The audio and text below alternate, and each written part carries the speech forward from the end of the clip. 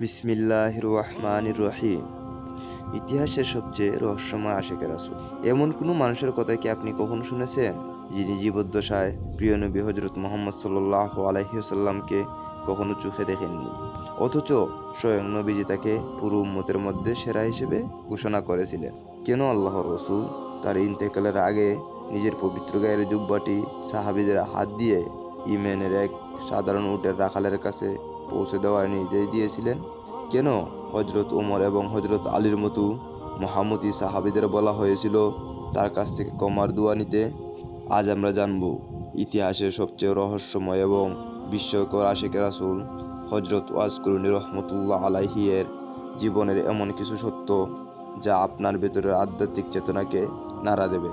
হযরত wise করনী রহমতুল্লাহি আলাইহি ছিলেন আল্লাহর রসুলের সমসাময়িক যুগের এক মহান সাধক, কিন্তু রাসূলের যুগে বেঁচে থেকেও তিনি কখনো নবীজির সাথে দেখা করার সুযোগ পাননি, যার ফলে তিনি সাহাবী হওয়ার সর্বোচ্চ মর্যাদা থেকে বঞ্চিত হন।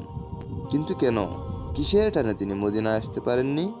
এর একমাত্র কারণ ছিল তার রুগ্ন ও বৃদ্ধা অন্ধ মায়ের সেবা। মায়ের প্রতি তার এই নিঃস্বার্থ ভালোবাসা আল্লাহর দরবারে এতটাই কবুল হয়েছিল যে স্বয়ং রাসূলুল্লাহ সাল্লাল্লাহু আলাইহি ওয়াসাল্লাম তার প্রশংসা করতেন। সহিহ মুসলিমের একটি হাদিসে আল্লাহর রাসূল সাল্লাল্লাহু আলাইহি ওয়াসাল্লাম পরিষ্কার বলেছেন, ইয়েমেনের আদিবাসীদের মধ্যে ওয়াইজ নামে এক ব্যক্তি তোমাদের কাছে আসবে। সে তার মায়ের সাথে অত্যন্ত সদাচরণকারী। সে যদি আল্লাহর নামে কোনো কসম খায়, আল্লাহ তা অবশ্যই পূরণ করবেন। মায়ের প্রতি দায়িত্ব পালনের কারণে একজন মানুষের মর্যাদা কতটা উঁচুতে উঠতে পারে, তা কি আমরা কখন ভেবে দেখেছি?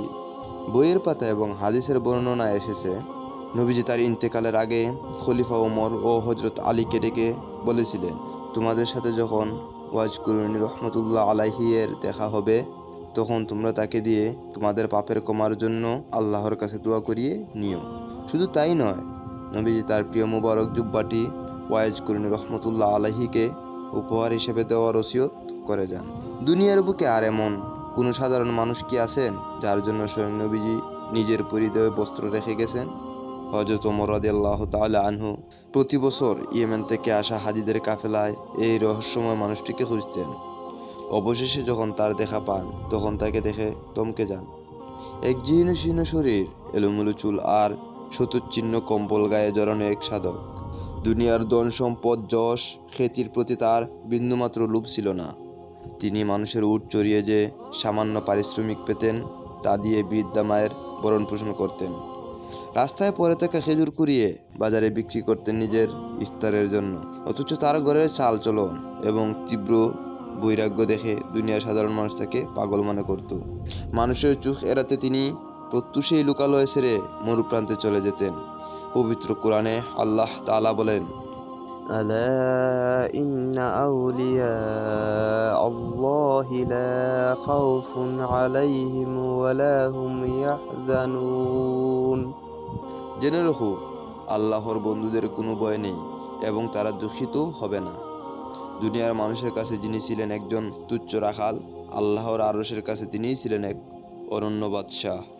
রাসূলুল্লাহ সাল্লাল্লাহু আলাইহি ওয়াসাল্লাম সাহাবীদের কাছে ওয়াইস করনী রহমতুল্লাহ আলাইহিকে চেনার কিছু শারীরিক নিদর্শনও বলে গিয়েছিলেন।